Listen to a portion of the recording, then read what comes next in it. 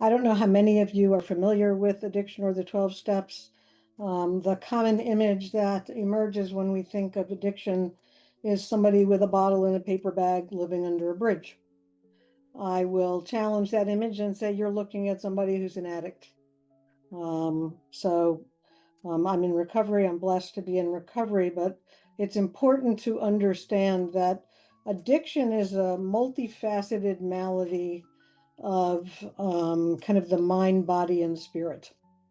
And in it, individuals essentially consume something to change how they feel and get trapped in a cycle of craving that, both craving it emotionally and physically.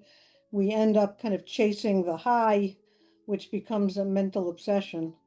And in the process, lose balance in our lives and are either unaware or unwilling to accept that.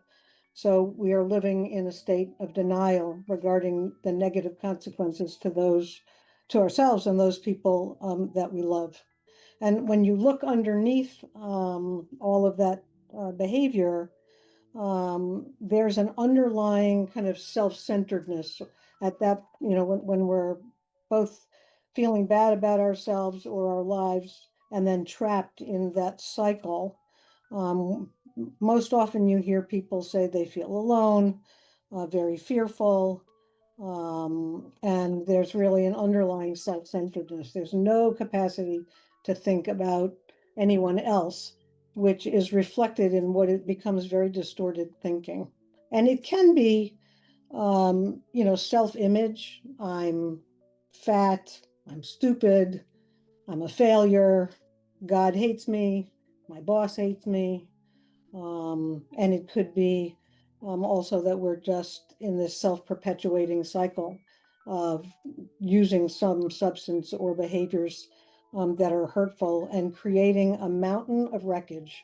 Our lives look like this insurmountable set of problems over which our willpower is not sufficient to help us find control and a path to different behavior to stop what we're doing.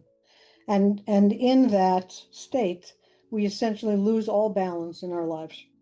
And I'll reference that point of balance is important.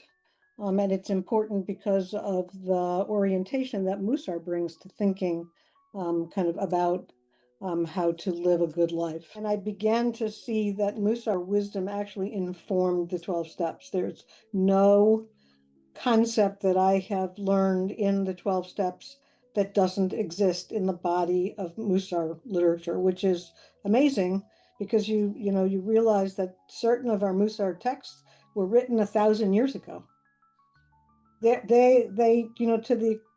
Because our Mussar sages were dealing with human nature, and human nature hasn't really changed over the course of time. They're as applicable today as they were 1,000 years ago, which to me was just an amazing fact. And the insights that I was able to draw from Mussar text really enriched my program. And I saw an opportunity to bring them together and share them. One reason being that was important to me. Addiction is a disease of isolation. And there's a lot of misinformation, misunderstanding in the Jewish community. And my own experience when I realized that I had addiction in my family, which was way before this experience at the Kala, I went to my own local community and essentially met a wall. I was, and I was, it just reinforced kind of all the shame that I felt. So, um, in addition, I will share with you one of the people who I love who went to rehab, went to seek treatment for his addiction. Um, in the program of treatment, very often the idea is to be able to get in touch with the God of your understanding. And my loved one was encouraged to do that, and the only option was to go to church.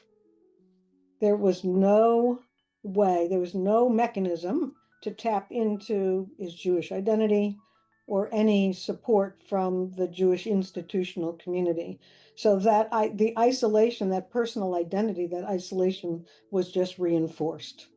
So, one of my goals was to be able to bring a Jewish voice to this journey of recovery so that Jews could feel part of this body of wisdom that does kind of ultimately lead to healing and a sense of wholeness.